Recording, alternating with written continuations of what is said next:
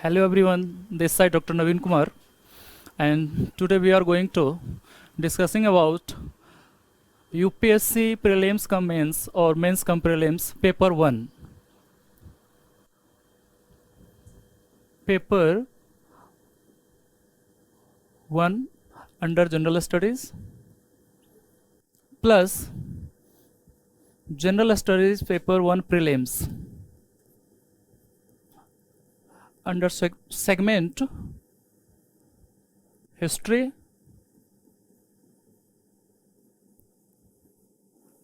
Indian history as well as world history.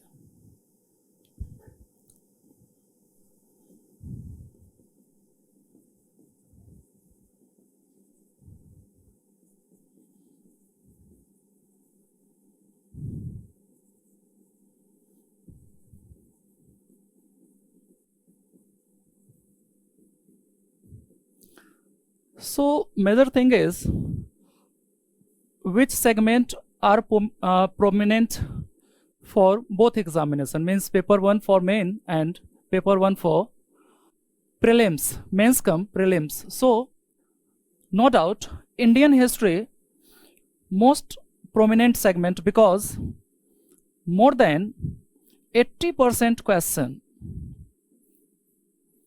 covering from this area, because under Indian history, ancient, medieval, modern, and second segment is world history, art and culture,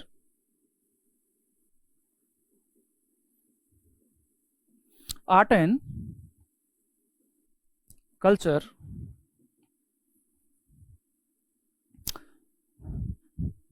This year in preliminary examination there are 14 question, 14 or 15 question, where 8 question from this side, 8 question and 7 question from this side. अगर हम केवल prelims की बात करें तो 7 question यहां से, 8 question यहां से, तो 13 या 14 या 15 क्वेश्चन हमने देखा ओवरऑल। 14 क्वेश्चन करंट अफेयर को हिस्ट्री के साथ कंसर्न किया जा सकता है, उन सबको मिला के अगर हम देखें तो 14 और 15 question. It is clear? So world history only for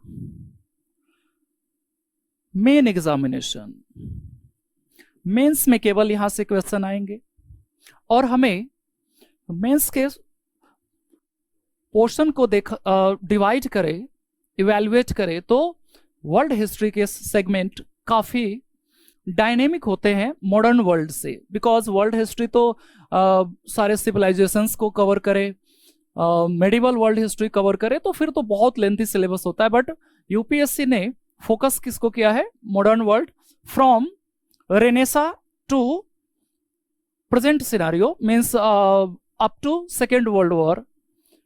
but कुछ क्वेश्चन आते हैं जिसका कंसर्न आईआर से भी होता है, इंटरनेशनल रिलेशन, और कोल्ड वर्ल्ड वॉर तक को कवर कर लिया जाता है, शीत युद्ध जिसे हम कहते हैं, जो after end of second world war to declination of USSR.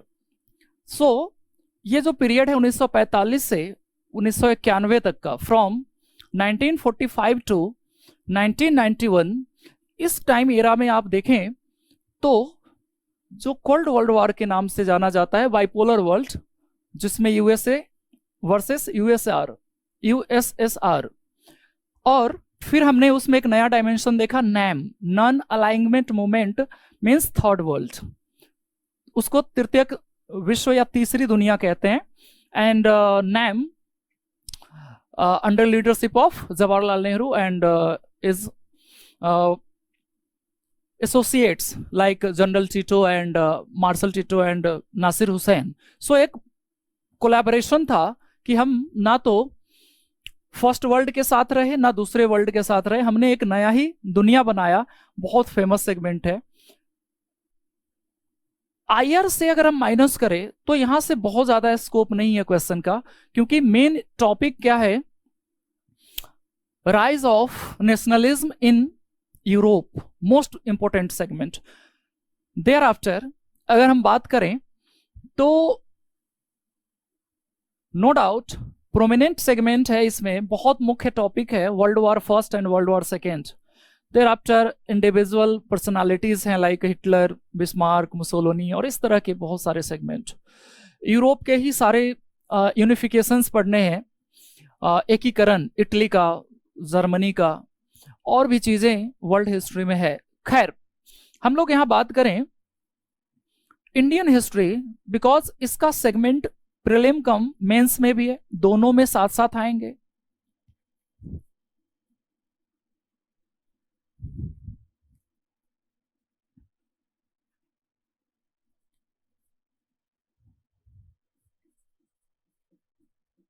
The history of ancient India,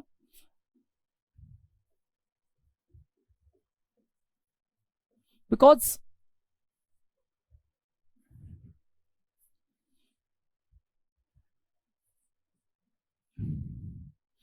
prelims examination में यहां से क्वेश्चन बहुत ही लेस होंगे। मेडिवल, अगर मैं केवल एंशिएंट की बात करूं प्रीलिम्स में, तो एंशिएंट का सेगमेंट टेक्निकली पॉलिटिकल और सोशल एस्पेक्ट से ना के बराबर आता है। मैक्सिमम क्वेश्चन कवर करता है ये आर्ट एंड कल्चर से, आर्ट एंड कल्चर। सो कला एवं संस्कृति,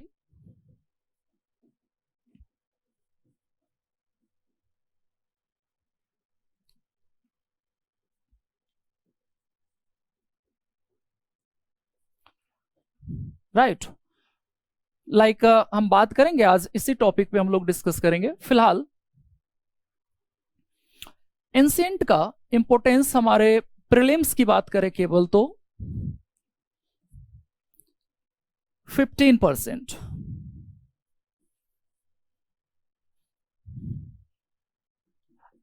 मेडिवल इंडियन हिस्ट्री और history of medieval India,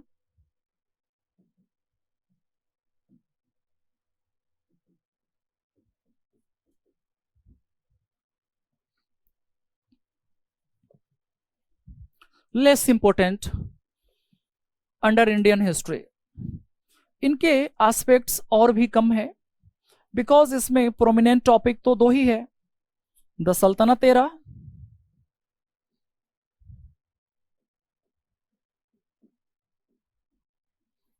and second one the Mughal era. No doubt कुछ कंटेम्प्रेरी टॉपिक है like the Vijayanagar and some regional dynasties like Kashmir, history of Kashmir, Bengal. तो ये एक सेगमेंट है, बट यहां से भी क्वेश्चन देखे तो 10% कवर किया जा सकता है। सो ये दोनों मिला के हुए 25%। हम लोग प्रीलिम्स की बात कर रहे हैं, इसका मतलब जो मैक्सिमम क्वेश्चन होंगे वो आएंगे history of modern India.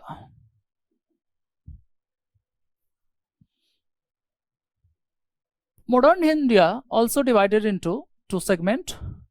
First one,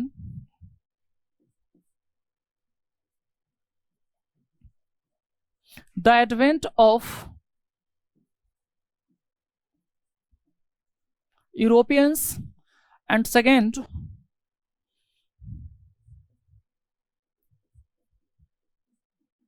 the national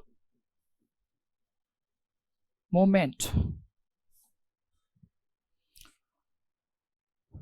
Generally, this segment started by from 1857 to 1947, and thereafter post independence era. Post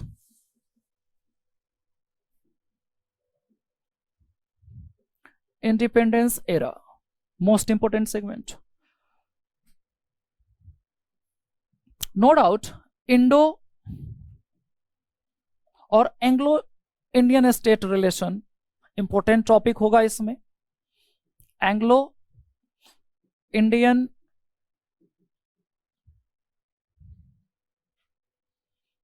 state relation, like Anglo Bengal, Anglo Mysore, Anglo Maratha और एंग्लो पंजाब, इस तरह के टॉपिक इसमें काफी important role play करता है, right. But first of all we should focus on classification of history.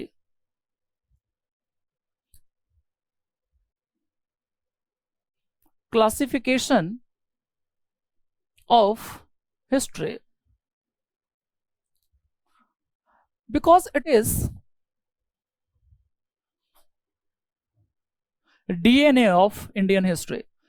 Sometimes students are confused in classification, means timeline, according to timeline.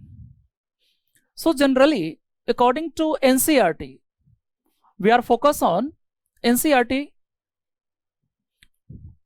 first segment known as ancient, second one medieval, and third one modern. Not only Indian history but also concerned with world history.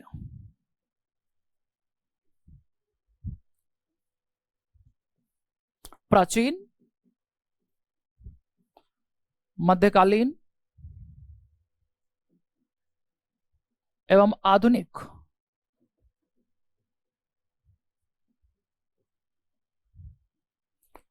It is clear? Now,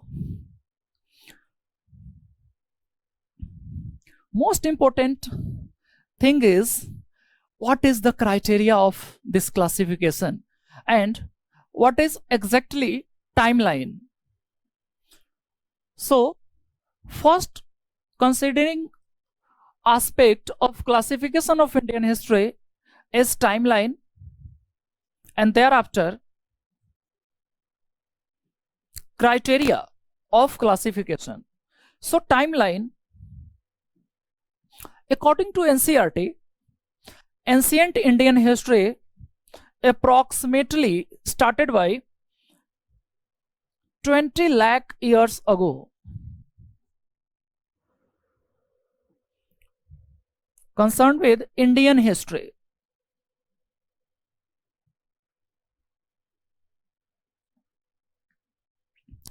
Right. From 20 lakh years ago to approximately middle of 8th century AD.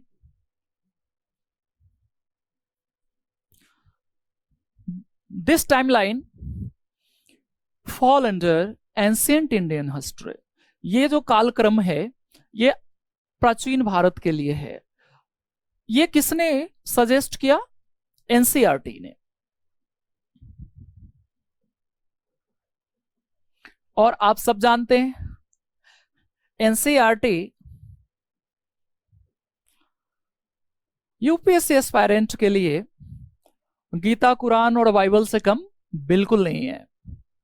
NCERT को ही आप follow करेंगे. सम experienced UPSC mentor say that every UPSC aspirant want to or must be followed boundary of NCERT as like boundary of the Indian Constitution. विद्यार्थियों को इससे बाहर नहीं जाना चाहिए, कभी भी इसको वायलेंस नहीं करना चाहिए, एनसीईआरटी से बाहर नहीं जाना चाहिए. हाँ, जो चीजें अवेलेबल नहीं है फैक्ट्स, उसके लिए आप हेल्प ले सकते हैं, बट जो चीजें एनसीईआरटी ऑलरेडी मेंशन किया हुआ है उसे आप वायलेंस नहीं करेंगे. राइट. सो एंशिएंट इंडियन हिस्ट्री के लिए हमने ये टाइमलाइन डिक्लेयर किया. वर्ल्ड हिस्ट्री के लिए मैं मेडिवल और मॉडर्न के लिए बात आगे करूंगा. पहले एंशिएंट वर्ल्ड का हम लोग क्लासिफिकेशन कर लें. वर्ल्ड हिस्ट्री के अनुसार, विश्व इतिहास के अनुसार, ये स्टार्ट होगा from 56 lakh years ago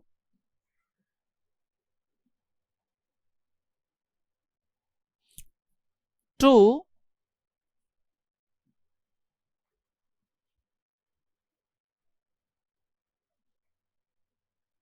first decade of 5th century AD. It means how many years difference between Indian history and world history. Means difference between Indian and world history, end of ancient history. प्राचीन भारत एवं प्राचीन विश्व के इतिहास का जो अंत होगा, उस दोनों के बीच में कितने वर्ष का डिफरेंस है, ये आप कंसीडर करके रखें. बिकॉज जब तक आप ओपन माइंडेड कॉन्सेप्ट नहीं रखेंगे तो कैसे इसे कंसर्न करेंगे आप.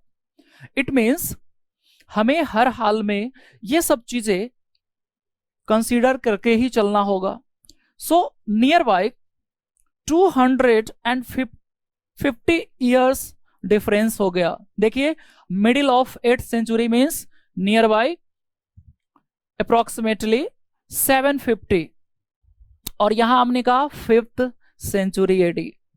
सो लगभग 250 साल का डिफरेंस है विश्व के और भारत के इतिहास के प्राचीन काल के कालक्रम में. मेरे ख्याल से ये क्लियर हो गया होगा. ये जो डेटा हमने लिया 56 lakh years ago, it is from 11th class NCERT, and this data provided by one of the greatest historian or archaeologist Charles Darwin.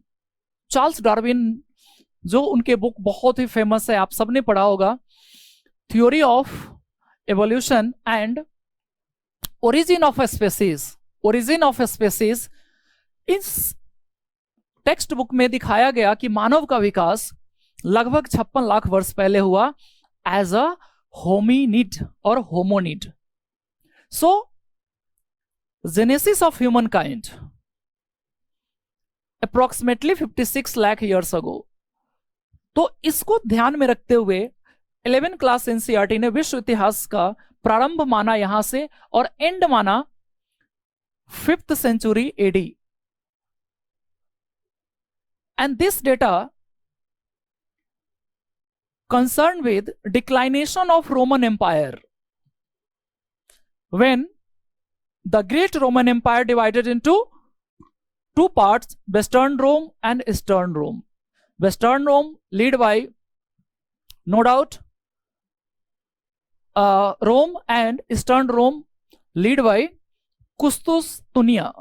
खैर, वो विश्व इतिहास में हम लोग उसे कंसिडर करेंगे. फिलहाल रोम का विभाजन, रोम का पतन और मानव के शुरुआती समय को हमने एंशिएंट के साथ कंसर्न किया विश्व इतिहास के संदर्भ में. And another hand, Indian history started by 20 lakh years ago to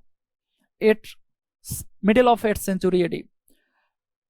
यहां पे ध्यान देने वाली बात यह है, ये डेटा हमें 6th class NCERT ने प्रोवाइड कराया, बट ये डेटा अगर हम R S Sharma NCERT old NCERT की बात करें, सो एनसीईआरटी ओल्ड एनसीईआरटी में लिखा हुआ है, देखिए कंफ्यूजन बढ़ेगा अगर आप इसे कंसीडर नहीं करेंगे तो। Approximately 2 million to 3 million years ago means average 25 lakh years ago. Jahaz Rimali say that 26 lakh years ago. The Holy Quran say that 25 lakh years ago or 26 lakh years ago. New NCERT 12 class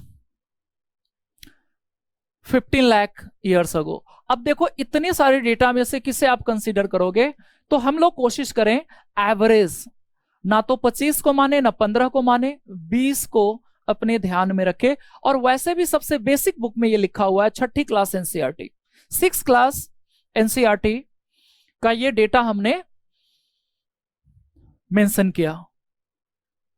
so very clear, ancient Indian history started by approximately 20 lakh years ago to approximately middle of 8th century AD.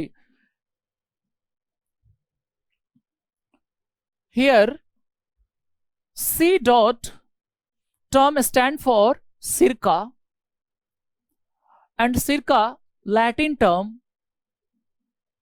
change in English, then we know circa means approx और approximately, लगभग, हिंदी में इसको हम लगभग कहेंगे। सो आप देखेंगे आजकल नए एनसीईआरटी जब भी कोई raw data means clear cut नहीं है तो सी डॉट लिखेंगे, like C dot 1750 started timeline of modern Indian history. आधुनिक भारत के इतिहास का प्रारंभ लगभग 18वीं शताब्दी के मध्य माना जाता है। सो एक हमने एग्जाम्पल लिया, ऐसे ही कुछ टेक्निकल टर्म है जिसे हमें जानना चाहिए, like CE, C means current era,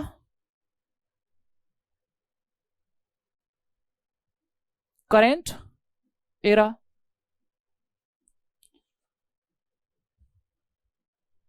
BCE, before current era, before current era। Third technical term, आप इसको फॉर्मूला ही समझिए, इसको बिना समझे आप किताब पढ़ ही नहीं सकते, टेक्स्ट बुक नहीं पढ़ सकते आप, इट इज बैरियर। सो हमें इन सब चीजों को जानना चाहिए। सबसे पहले वाले एनसीईआरटी में आपने बहुत सारे टर्म सुना होगा, like AD, BC,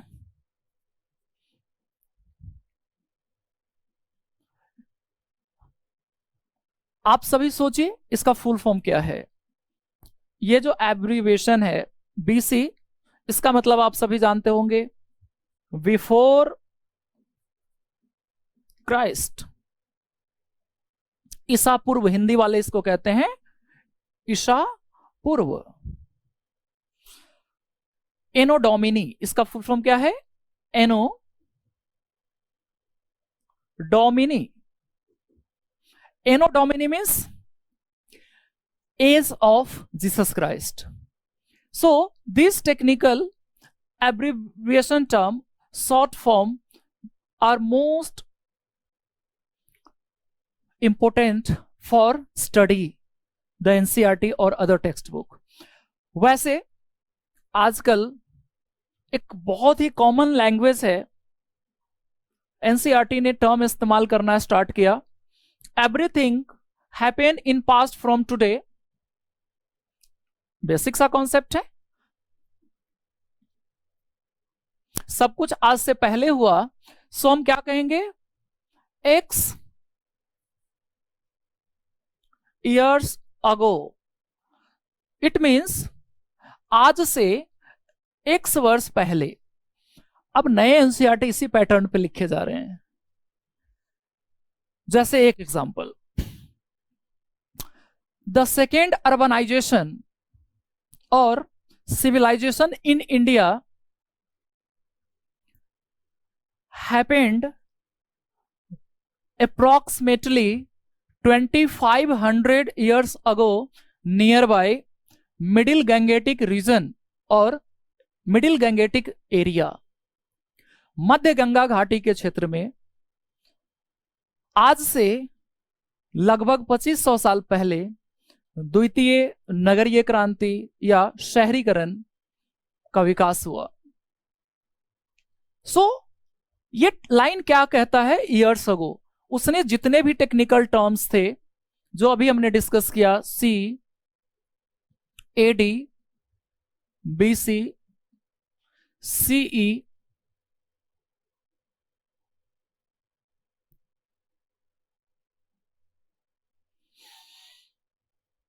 and BCE, इन सभी को रिप्लेस कर दिया। हालांकि ये लॉन्ग टर्म के लिए अच्छा है, लेकिन आज से 10 साल पहले का बताना हो तो बताना ठीक नहीं लगता। आज से 10 साल पूर्व सीधे सीधे हम क्या लिखना पसंद करते हैं? 2012 ज्यादा अच्छा लगता है। लेकिन जब हम एंशिएंट हिस्ट्री पढ़ रहे हैं, वो भी बिफोर क्राइस्ट, ईसा से पहले वाले काल में, तो ये कहना ठीक नहीं लगता 523 ईसा पूर्व। तो हम क्या कहते हैं? नियर बाय और अप्रोक्सीमेटली 2500 ईयर्स अगो। सो एक कॉमन स्टेटमेंट है, जब भी आप एनसीईआरटी पढ़ो तो आप देखो या तो इसका इस्तेमाल किया जाएगा या फिर सीधे सीधे हम लिखेंगे एक्स ईयर अगो। कोई भी एग्जांपल ले लीजिए, जैसे Indus valley civilisation, Indus valley civilisation, सिंधु घाटी सभ्यता,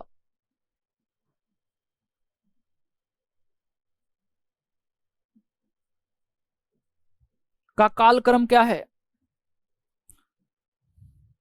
timeline of Indus valley civilisation और हड़प्पन सिविलाइजेशन।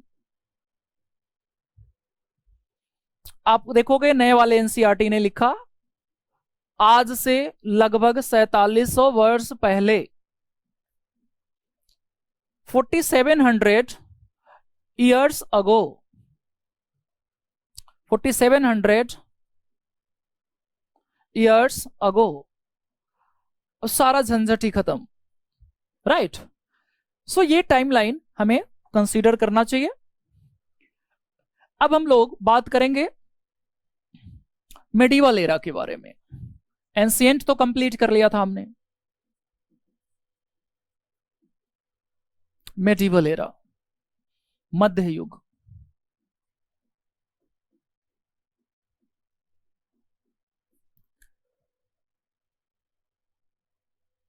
पहले हम बात करेंगे इंडियन हिस्ट्री के, फिर विश्व इतिहास के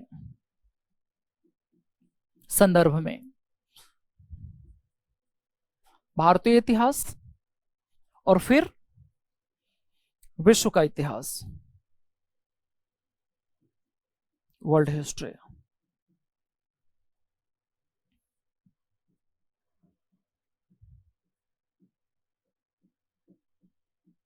फिर कंक्लूड करेंगे और फिर किसी टॉपिक पे आगे बढ़ेंगे। इंडियन हिस्ट्री, भारतीय इतिहास।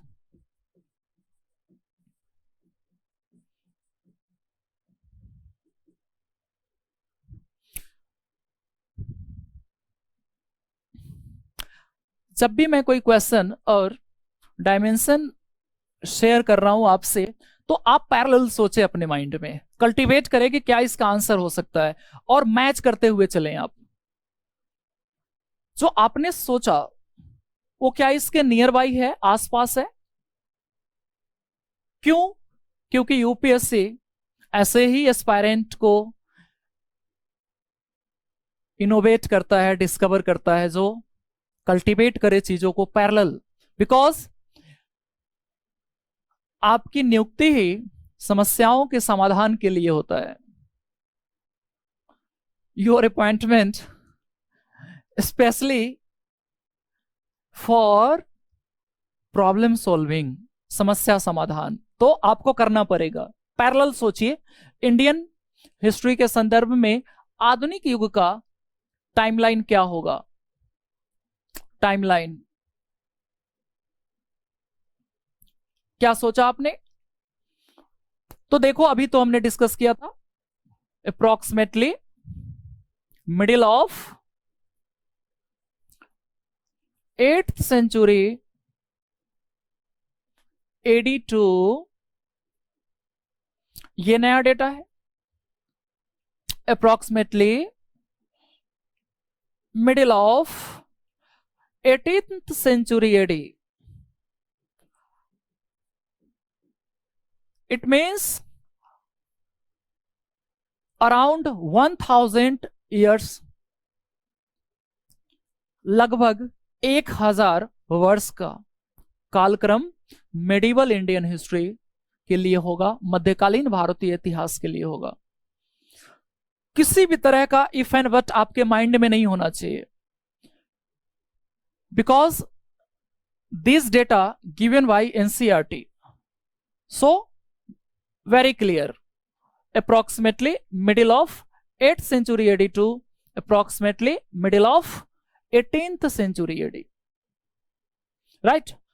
Then what is the timeline of medieval world history, और मध्यकालीन विश्व के इतिहास का क्या टाइमलाइन होगा? याद करें आप, अभी हमने बात किया था approximately first decade of 5th century AD, 5th century AD to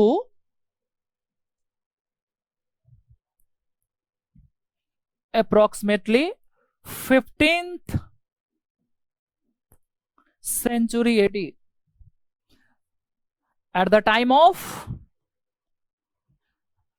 renaissance, पुनर्जागरण के समय तक। यानी पुनर्जागरण का समय जैसे ही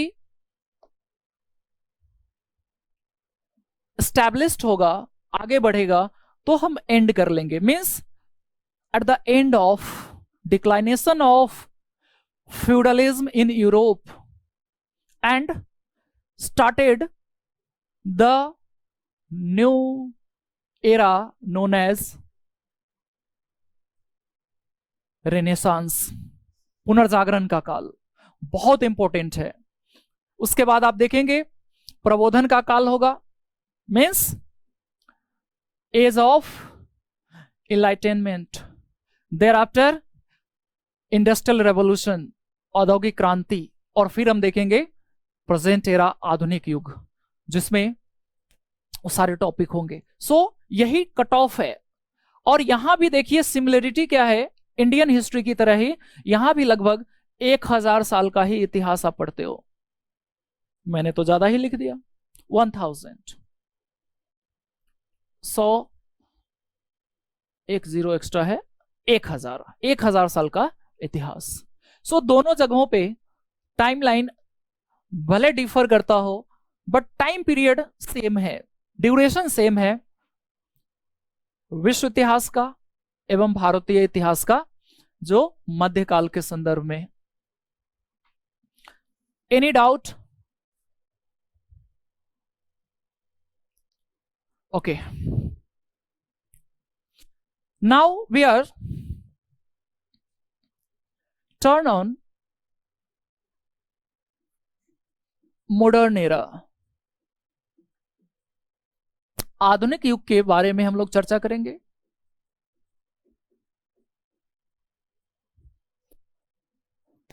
prominent time period in Indian history as well as world history. भारतीय इतिहास हो या विश्व का इतिहास हो, आधुनिक युग ही हमारे लिए सबसे महत्वपूर्ण है। इसका टाइमलाइन तो 100% क्लियर होना चाहिए, और सबसे ज्यादा कंफ्यूजन यही है। शॉर्ट में लिखेंगे हम इंडियन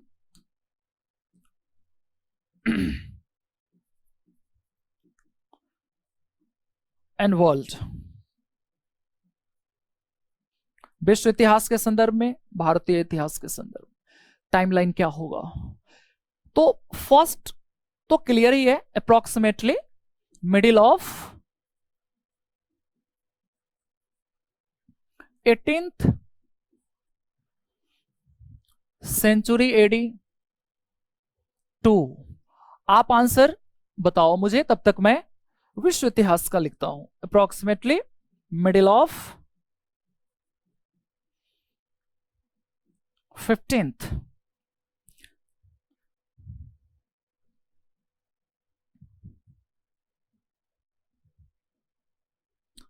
ऑनवर्ड, अप्रोक्सीमेटली। चलिए अब इसके बारे में आप सोचिए, think about end of modern world history. इसके बारे में आपने सोचा होगा, ऐसा मैं उम्मीद करता हूं, hope so.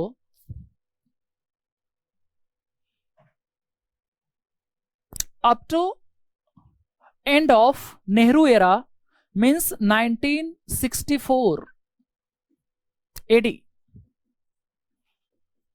And of Nehru era.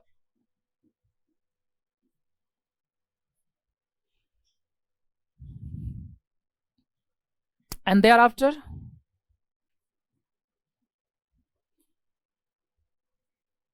started contemporary world, contemporary history। इसके बाद समकालीन इतिहास स्टार्ट होता है। But as per data of new education policy implemented by Indian Education Ministry from 29th July 2020. This era end by 2014. How nearby? नए शिक्षा नीति 2020, जिसका शिक्षा मंत्रालय ने 29 जुलाई 2020 को नई शिक्षा नीति, न्यू एजुकेशन पॉलिसी इंपोज किया। उसमें कहा गया कि अब हम लोग 2014 तक के इतिहास को आधुनिक भारत के इतिहास के रूप में पढ़ने का प्रयास करेंगे। खैर, it is different thing. So end of modern world history, approximately end of Second World War 1945, end of Second World War, right? मैं ऐसा उम्मीद करता हूं कि आप सबने यही सोचा होगा, और अगर आप ऐसा सोचते हैं, that means you are on the right path. Now second most important thing is, what is the criteria of classification of history, both history, Indian history as well as world history? What is the criteria? So,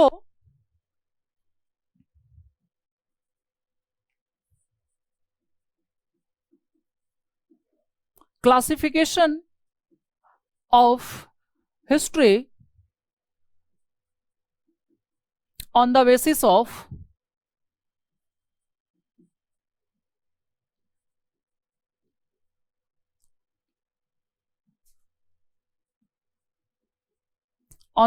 of some dynamical changes in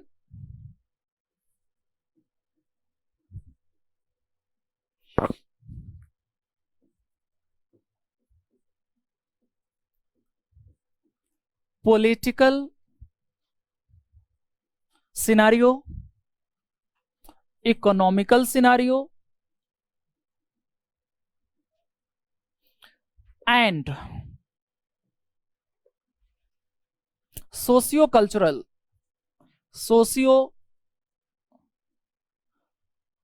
cultural aspect, कहां पे परिवर्तन हो रहा है?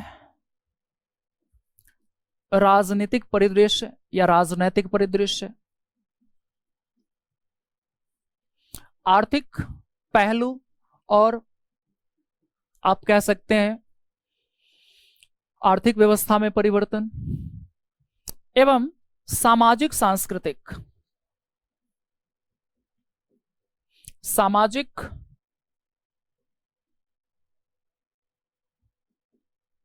सांस्कृतिक पहलुओं में परिवर्तन।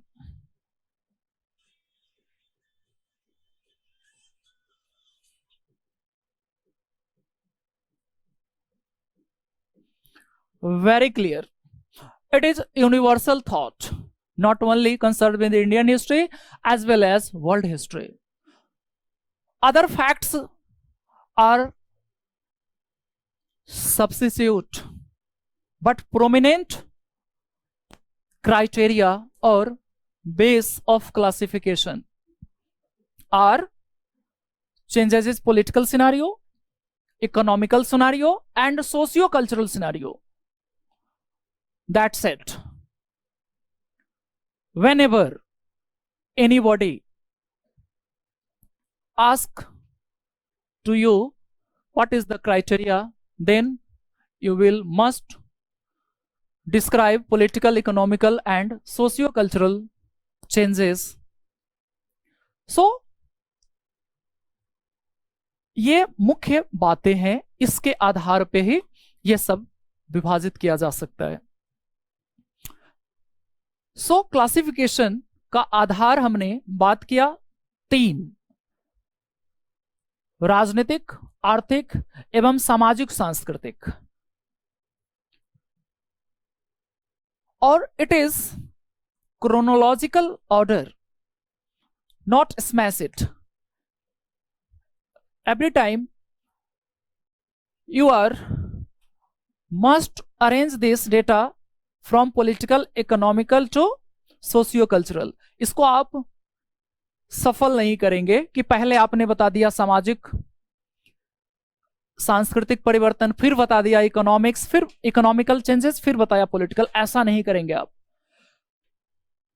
आप में से जो भी हिस्ट्री ऑप्शनल वाले होंगे, please must be consider this data, because this data randomly given in NCERT, some data in 7th class,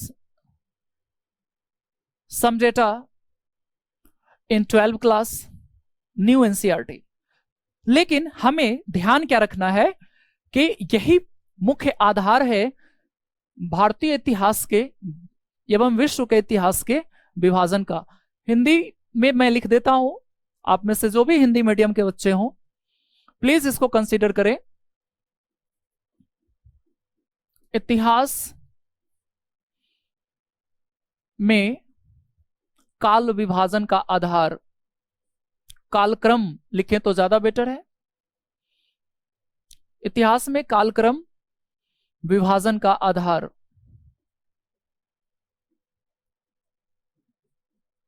क्या आधार हमने फाइंड किया?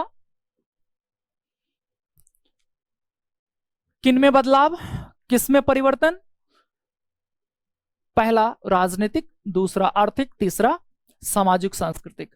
अब आप जो भी सोचो सब कुछ इसके अंदर है। जैसे आप कहेंगे रिलीजन तो इसका हिस्सा ही नहीं है।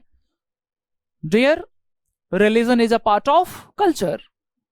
लाइक बहुत सारे यूरोपियन हिस्टोरियंस ने क्लासिफिकेशन किया, like James Mill, Adam Smith. हमारे यहां भी बहुत सारे हिस्टोरियंस आए जिन्होंने भारतीय इतिहास को धर्म के आधार पर बांटा, जैसे Hindu era, Islamic era and British era. Why not use the term Christian era? Think about, आप जरूर सोचिएगा इसके बारे में। फिलहाल मैं इतना बता दूं कि उन्होंने केवल धर्म को आधार बनाया, और कितना नैरो माइंडेड लोग हैं कि एक कल्चर के आधार पे उसने समाज का इतिहास का विभाजन कर दिया, जबकि हम इतिहास के विभाजन में कितने सारे डायमेंशन को मिस किया वहां। ना तो उसने पॉलिटिकल चेंजेस के बारे में बताया, ना ही इकोनॉमिकल चेंजेस, ना ही सोशल चेंजेस। बेसिकली इतिहास और काल कोई switch off switch on machine नहीं है कि आपने एक टाइमलाइन को क्लिक किया और किसी धर्म के आधार पर बांट दिया। It is a time of period, not point of time. आप इसे किसी खास समय में विभाजित नहीं कर सकते, इसके लिए एक समय अवधि होता है, समय अवधि। सो हमने देखा, अभी कंक्लूड करता हूं मैं इन फैक्ट को, क्लासिफिकेशन को। हम भारतीय इतिहास वाले डेटा को एग्जाम्पल के साथ समझे, ज्यादा आसान रहेगा। Ancient, medieval and modern.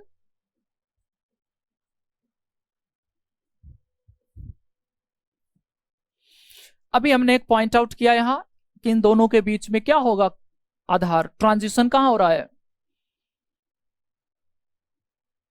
Approximately 750, middle of 8th century AD.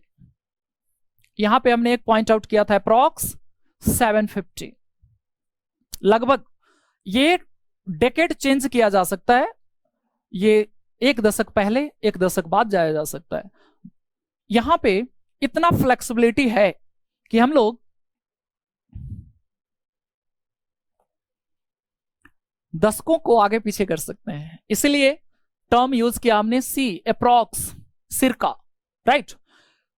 अब देखो यहां पे ऐसा क्या हुआ, why we denoted this timeline, because historian describe as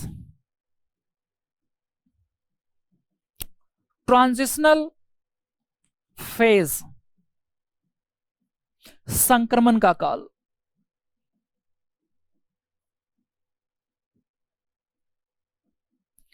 संक्रमण मीन्स चेंजेस इन कंडीशन, अवस्था में परिवर्तन, एक अवस्था से दूसरे अवस्था में जाना, मीन्स एक परिवर्तन हो, ट्रांजिस्ट करे, transit from one stage to another stage, एक अवस्था से एक तरह के परिस्थिति से दूसरे परिस्थिति में बदलना। और देखिए यही तो परिस्थिति है जो एक लंबे समय में शासन प्रणाली में बदलाव होता है। रूल कैसे हो रहा है, कभी आपने पढ़ा नोमैडिक सोसाइटी, मोनार्की सिस्टम, फिर देखा आपने बज्जी जैसे साम्राज्य में रिपब्लिकन रूलिंग सिस्टम। बट ये शॉर्ट टाइम के लिए और बहुत ही आप कह सकते हैं छोटे एरिया में है, लेकिन हर्षवर्धन के पतन के बाद भारत में जो ये ट्रांजिशन हुआ शासन में, डीडी कौशाम्बी, आर.एस. शर्मा जैसे इतिहासकार ने कहा end of ancient Indian history because feudal ruling system established in India. Bharat में सामंत युग के प्रारंभ होने से भारत में एंशिएंट शासन का खात्मा हुआ, समाप्ति हुआ, और ट्रांजिस्ट होके वो चला गया इस्लामिक एरा में, जैसा स्मिथ ने कहा, मिल ने कहा। हम फोकस करेंगे मिल को। खैर, शासन के स्वरूप में परिवर्तन होना ही पॉलिटिकल चेंजेस है। जहां जब भी आप देखोगे शासन प्रणाली में परिवर्तन आता है तो हम फोकस करते हैं एडमिनिस्ट्रेशन सिस्टम। एडमिनिस्ट्रेशन मीन्स प्रशासन, like centralised governing system to decentralised governing system. केंद्रीयकृत प्रशासन से विकेंद्रीकृत प्रशासन की ओर बढ़ना एक ट्रांजिशन है। सो यही चीजें हैं, यही क्राइटेरिया है जो राजनीतिक परिवर्तन को दिखाता है। Changes in dynamical changes in political scenario. Got it? Next point, उसमें क्या क्राइटेरिया था ट्रांजिशन के लिए? Economy. When ever political system was changed directly change into economy और इकोनॉमिकल सेटअप। अंतरराष्ट्रीय स्तर पे आपके अर्थव्यवस्था में परिवर्तन तभी शुरू होता है जब राजनीतिक परिवर्तन होता है। जब कभी भी राजनीतिक परिवर्तन होगा तो आपके अर्थव्यवस्था में परिवर्तन होगा। आप इसको इकोनॉमिक्स में भी समझ सकते हैं। जैसे आप देखोगे गवर्नमेंट चेंज होने के बाद डेमोक्रेसी में भी जो गवर्नमेंट सेटअप होता है उसके अकॉर्डिंग जीडीपी ऊपर नीचे होता है। एम्प्लॉयमेंट रेट और अनएम्प्लॉयमेंट रेशियो ये सब चेंज होते हैं, because every government have own vision for ruling for nation. राष्ट्र के लिए हर सरकार का अपना अपना दृष्टिकोण है। सो हम उसे कंसिडर करेंगे इसी सेंस में, राइट? और जब भी शासन व्यवस्था एवं अर्थव्यवस्था में परिवर्तन होगा तो समाज और उसके रहन सहन, उसके संस्कृति में बड़े बदलाव आएंगे। यूनिवर्सल थॉट है, जब भी शासन प्रणाली एवं अर्थव्यवस्था में परिवर्तन होगा लोगों के जीवन में बदलाव आएंगे। जैसे खान पान की व्यवस्था हो, फूडिंग कल्चर, वियरिंग कल्चर, पहनावे की संस्कृति, भाषा, लैंग्वेज एक्सेट्रा।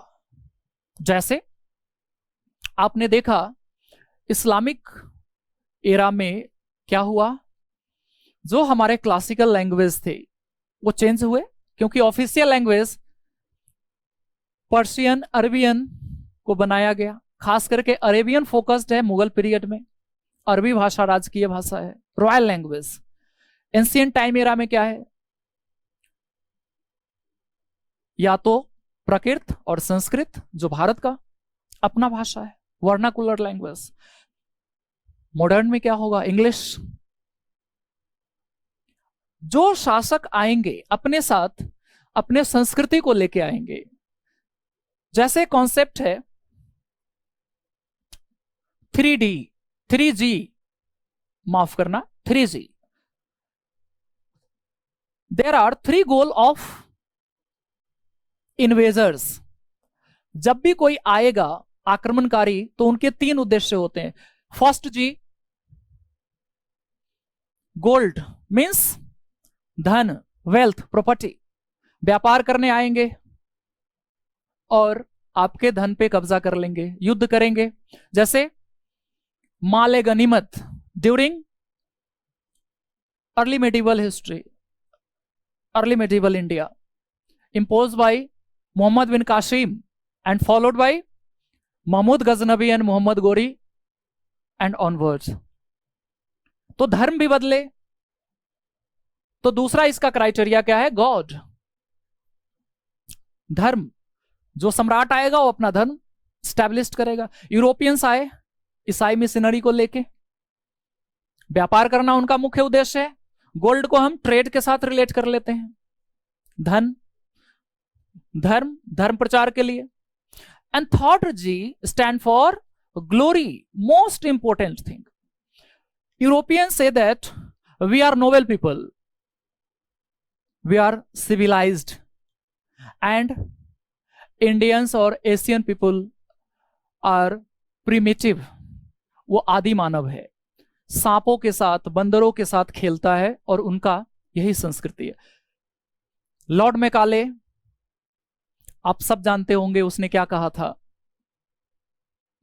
कि यूरोप के जो लोग हैं वो सिविलाइज्ड हैं, उनकी एक क्लासिकल लैंग्वेज है। साइंटिफिक डेवलपमेंट यूरोप में हुआ है और इंडिया और एशिया में कुछ भी नहीं है। एक कंट्रोवर्सी है ना, Anglicist versus oriental. Anglicist means the study of western country, and oriental means the study of the east और ईस्ट कंट्री। पूर्वी देशों की शिक्षा पश्चिमी देशों की शिक्षा में एक बड़ा विवाद है, और लॉर्ड मैकाले इसका प्रणेता है, यह विवाद पैदा करने का। खैर, एंग्लिसिस्ट वर्सेस ओरिएंटल मीन्स पाश्चात्य बनाम प्राच्य शिक्षा, जहां वो कहते हैं कि भारतीयों को सभ्य बनना होगा तो उन्हें यूरोपीय शिक्षा पढ़ना होगा। यह बहुत बड़ा कॉन्फ्लिक्ट है। खैर, हमने देखा कि कैसे इसी तीनों पर्पस को लेके लोग आते हैं, इन्हीं तीनों को इंपोज करते हैं, इन्हीं तीनों को इंप्लीमेंट करते हैं, और यही क्राइटेरिया बनता है इतिहास के विभाजन का, काल विभाजन का। यही क्राइटेरिया याद रखेंगे, आप इतिहास में काल विभाजन बहुत ही आसानी से कर पाएंगे। आज इस सेशन को हम यही कंक्लूड करेंगे। नेक्स्ट सेशन में हम लोग स्टार्ट करेंगे from genesis of human kind, means history started from hominid. Hominid means जो सबसे प्रारंभिक मानव है वहां से, और फिर हम लोग पढ़ेंगे stone age, Indus valley civilization and onward topics. Most important कि हम लोग जब भी अब अगले सेशन में मिलेंगे कोशिश करेंगे कि टॉपिक जरूर एक बार नोटिफाई कर लें। ठीक है, तो आज के लिए बस इतना ही।